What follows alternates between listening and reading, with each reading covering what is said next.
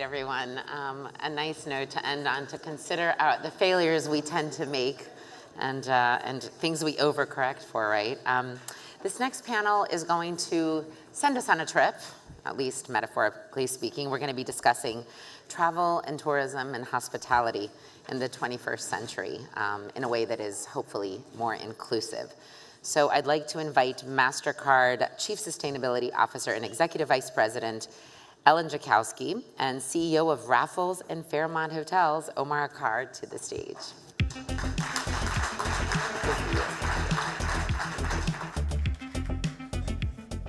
Well, hello, everybody.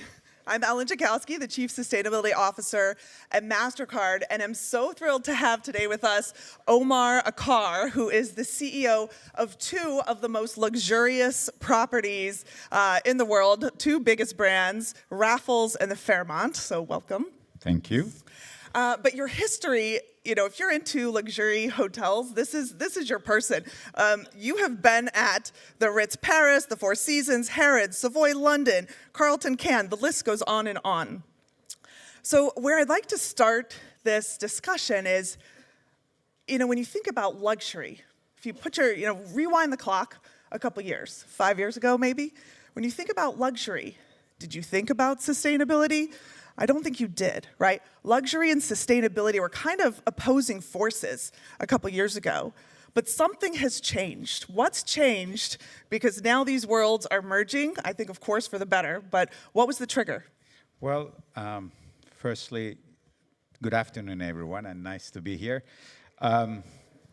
If you asked me this question 5 years ago, and sustainability is something that nobody really wanted to hear in the luxury hospitality world.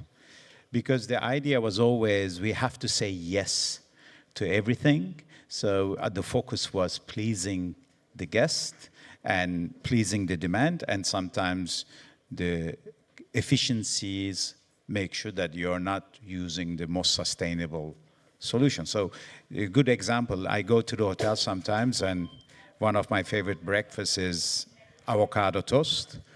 And I'm super impressed with an hotel when they tell me, sorry, we don't have avocado because it's not the season. So I'm more impressed with that attitude, which is, I think it has a sophistication, instead of having everything available to everyone despite CO2, despite flying unseasonal products. So the answer is, yes, you don't have to provide everything to everybody, but you have to make sure that you have a good alternative to everything, which is local, which gives it a sense of place, sense of culture. So these are important elements, and today consumer is demanding that. Now, being part of Accor organization, which has really defined sustainability strategy, and in Europe, with the European Commission, we were a little bit ahead of the game. We didn't wait for legislation to come. We already start acting, and legislation comes, but you don't want to be chasing, you want to be leading. And in that aspect, we have many activations within the hospitality in our hotels, whether in Fairmont, Toronto, we renovate the hotel, and we wanted to drop our CO2 emissions to 80%.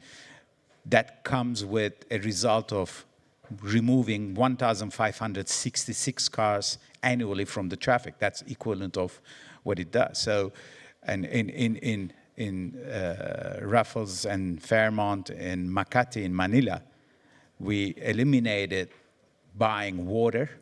So we actually invested a little bit of money. We eliminate 368,000 plastic bottles a year. So you go to the hotels, and it's kind of, you start realizing it. The more plastic you have, maybe you don't choose the hotel because it has some sustainability certification, but I tell you, you will not come back to that hotel if they are ignoring it. So whether you are millennial, whether you're Gen Z, I cannot see everybody here. I think all Gen Z here. And I wish. And And when you have that attitude, we eliminate single plastic use. So last year when I was, touring some of our hotels, I see it on the Excel, this hotel has eliminated single plastic. I said, oh, great. So we have 25 items in the bathroom in different parts of the hotel. Then I go to the bathroom, in the shower, I open it, there is a 1 liter plastic bottle there. I said, what is it? Oh, it's not a single use. I said, well, that's cheating, right? So we have to be really, when you do this, sustainability is not a 9-to-5 job, it's a lifestyle. You either really believe in it and you take the lead, you live that lifestyle, or you don't. If you don't, then you will have a lot of those hiccups. But you don't want to do it because it makes sense to certain people. You want to do it because you really believe in, and you want to be part of that solution. So at Mastercard, our theme on this topic is doing well by doing good, right? It's integrated into the business. And at the end of the day, you're running businesses here. So when you think about some of the trade-offs, some of these investments that you need to make, how do you think about sustainability adding value to your brand? And then in terms of the business model, how is that evolving based on some of your choices here? As you know, hotels, we partner with developers and owners. So we are a management company. So they build hotels. Some of them are greenfields, some of them are conversions. And in my previous role for the last 10 years on the investment side, usually everybody looks at their ROI analysis. So if you provide somebody, you have to do this. What is beautiful and great about sustainability that the numbers are there. So it's not a hard convincing. So if you do a double glazed window for cooling and heating that you maintain and you burn less fuel to maintain certain temperatures, it's automatically giving them a return on investment, which the business sense is made already.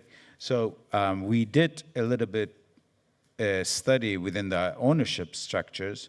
64% of the owners are very ready to do sustainable investments because they believe that the financial returns are high on that. In the past, it was not easy. I mean, when we talk about food wastage, right? And when I was in my previous year as a general manager, should we eliminate buffets? And the first thing is, we have so many guests in the hotel. They are all coming to the restaurant for breakfast. So we cannot afford, right? The people want to eat quickly. But the answer is the money that you save with the food wastage is actually can create few more employment, that people will do service. And what did we learn after COVID? That's another question. Who wants to eat a food that's standing on the buffet for a couple of hours? And it may be your popular dish, not somebody else. Who's monitoring? There is no timer on it. So we are, there are things that you can do with a business sense, but you need to use technology. You need to invest in technology. So we don't say we eliminate food wastage. We have to measure that. There are softwares. You have to invest in technology. Then you see it. And that saving, if it comes into a better service for the guest, why not? Let's do that. And that's what we are doing. Even on the Raffles properties, we have a big program of elimination buffets. Yes, you may have a couple of croissants and some dry items if somebody wants to grab it as a convenience, but we don't want to put hot dishes on the buffet and standing there for hours. I don't even believe it's luxurious, but most importantly, it's a food waste. You cannot reuse that ingredient. You have to throw it away. When you think about some of the things that you're serving, right, on this buffet, you operate, right, in 35 countries, I think 100 different properties. It's a lot of different cultures. It's a lot of different types of foods. How are you thinking from an inclusive point of view about the communities that you're serving and the way that shows up to your guests? Well, it's a mindset. So I believe that food and beverage is going into a transformation. The executive chefs, 20 years ago, they were great chefs. They were doing great sauces. But today, they all become a great procurement talent, because what you want to do to find the best tomato, what you want to find this wild-caught fish, you don't want to do farming. What you want to do is to get that freshest ingredient, seasonal ingredient. So when you do that, in some locations in the world, maybe the farming industry is not developed enough to provide you the quality you want. But what you want to make sure is that they are educated. You give them the feedback, and you develop in that local village or town to make sure that they raise their game so you can use the local products. And we have a new program we discussed in the executive committee. How can we sustain our food program if we put a diameter of 50 miles around our hotels and we enforce that the products has to come from there? But seasonality is important.